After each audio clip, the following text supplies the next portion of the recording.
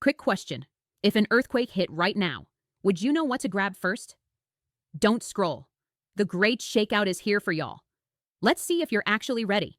The entire Pacific Northwest and Southwest are in high-risk zones, so let's be real. Being ready isn't optional. Do you know the difference between a go bag and an emergency kit? Learn it, pack it, and practice it. And if you want more tips, check the link in our bio for our earthquake podcasts and our full library of emergency prep books and toolkits.